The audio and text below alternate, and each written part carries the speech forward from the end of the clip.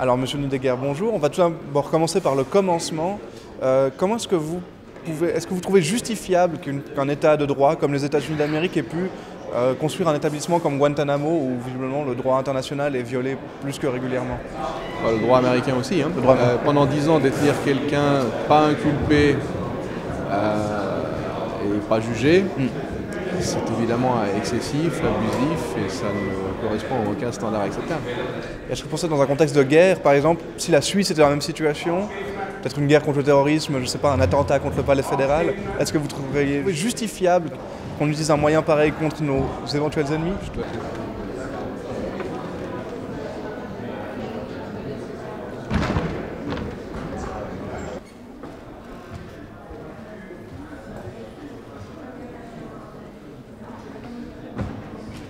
Attends, Dario.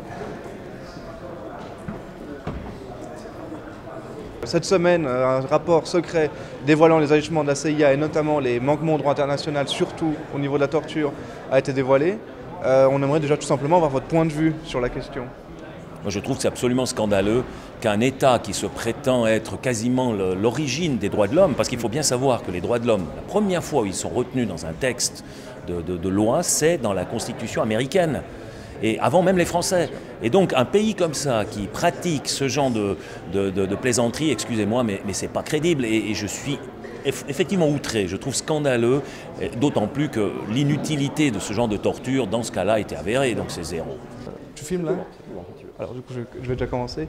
Alors Monsieur Comte, bonjour. Alors première question, est-ce que vous trouvez justifiable qu'un État de droit, dans le cadre d'une guerre contre le terrorisme, puisse utiliser un outil comme la prison de Guantanamo? Non, je crois que c'est un outil qui est dépassé. D'ailleurs, le président Obama avait indiqué qu'il voulait la fermer. Et entre la décision et la mise en œuvre, il y a visiblement un peu de temps et à mon avis un peu trop de temps. Obama avait promis de fermer cette prison, il ne l'a pas fait. J'ai entendu que ces derniers jours, ils ont relibéré un certain nombre de prisonniers qui vont aller où? En Amérique du Sud, je crois. En Uruguay. En Uruguay.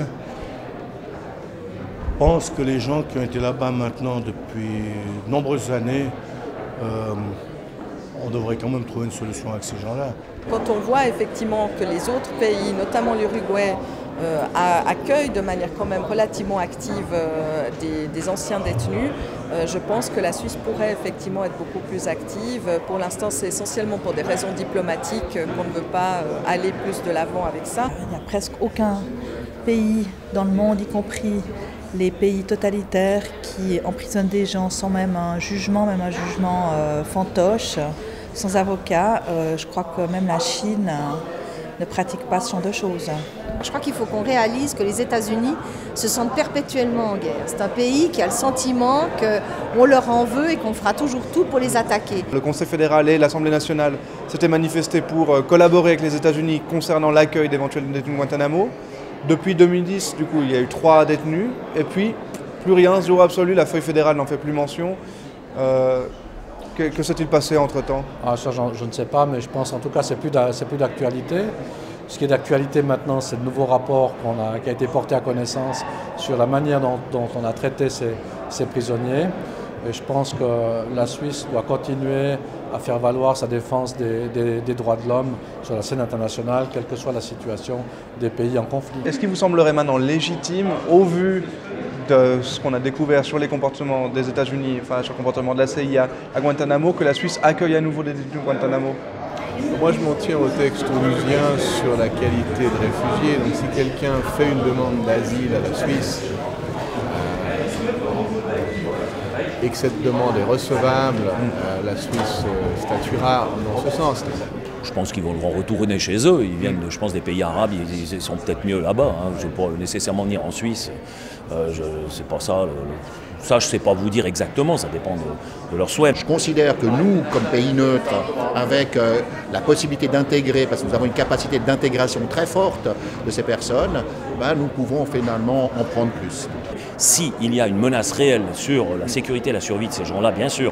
Mais pour le reste, sinon, il vaut mieux qu'ils retournent chez eux et qu'ils vivent dans leur milieu naturel. On ne peut pas être aujourd'hui la terre d'asile parce que les Américains ne respectent pas les citoyens alors qu'ils sont les gendarmes du monde et qu'Obama a reçu le prix Nobel de la paix. Moi je souhaite qu'il y ait plus de personnes qui puissent être accueillies en Suisse. Bien que je pense que ce serait un principe aux Américains d'intégrer et de traiter ces gens correctement, y compris certains de dédommager. Si on lit le rapport sur la torture maintenant qui est sorti, c'est incroyable. On savait une partie, mais là, ça prend des dimensions totalement dingues. Ce que je constate aujourd'hui, c'est qu'on a un conflit comme par exemple en Ukraine, où les États-Unis sont partie prenante. On a vu le président américain qui rend visite à l'Ukraine, un ministre du gouvernement ukrainien qui est une ancienne secrétaire d'État américaine. C'est un pays qui attise le conflit. On voit ce qu'ils ont fait en Irak, on voit sous quel prétexte ils ont fait la deuxième guerre de l'Irak, le fameux printemps arabe qui est totalement manipulé par la CIA, ce qui se passe en Ukraine, la même chose. Ils se comportent comme un empire, c'est-à-dire que vous avez les trois zones, vous avez la première zone, c'est le pays où règnent les droits de l'homme, ensuite vous avez la zone grise avec des pays qui sont plus ou moins copains ou plus ou moins ennemis, puis après vous avez la zone de guerre. Et ça veut dire que vous avez une relativité du droit. Le droit est à géométrie variable selon la zone où vous vous trouvez.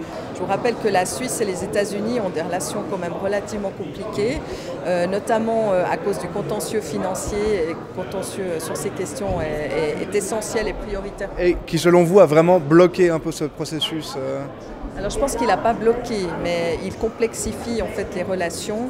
Et vous le savez, dans la diplomatie, c'est jamais tout noir, c'est jamais tout blanc. À l'époque, c'est vrai qu'on avait d'autres dossiers difficiles avec les États-Unis. On pensait, au travers de cette activité-là, obtenir quelques indulgences, notamment pour le dossier qu'on a avec la justice américaine concernant notre place financière. Les États-Unis sont maintenant l'État qui est le plus agressif à l'égard de la Suisse. Eux et eux seuls qui ont réussi à détruire le secret bancaire, voire à obtenir que les banques donnent des noms d'employés, ce qui est contraire à toutes les règles de droit suisse ou international. Donc les États-Unis sont à partir de maintenant nos ennemis. Et vous pensez du coup que les États-Unis devraient être sanctionnés, en principe ? On ne peut pas les sanctionner, surtout pas la Suisse. La petite Suisse, on ne peut rien faire, mais c'est quelque chose pour le Sicherheitsrat. Je ne sais pas comment ça se dit en français. En allemand, ça ira très bien aussi. De toute manière, il n'y aura jamais un citoyen américain qui se retrouvera dans un tribunal international. Eux, alors, ils instaurent systématiquement des tribunaux, mais ils se foutent du droit international. Ils ont le pouvoir. Évidemment, qui ose s'opposer aux Américains? Je trouve ça indigne. Et vous pensez que du coup, il est normal que la Suisse accueille éventuellement des ex-détenus de Guantanamo comme on l'a fait en 2010 ? Je pense que la Suisse doit toujours accueillir des personnes qui en ont besoin, qui sont menacées dans leur intégrité, qui n'ont pas de perspective. Je pense que ça, c'est important. Je considère que c'est bien sûr difficile de respecter les règles du jeu avec des gens qui ne les respectent pas eux-mêmes. Quand on voit ce qui se passe aujourd'hui avec les nombreux assassinats qu'il y a eu avec ces mouvements islamiques. Et ceux qui restent encore prisonniers à Guantanamo, manifestement, ne peuvent pas être jugés puisqu'on ne peut pas avoir un dossier contre eux. Dès lors, ce sont des réfugiés politiques et nous devons les accepter tous.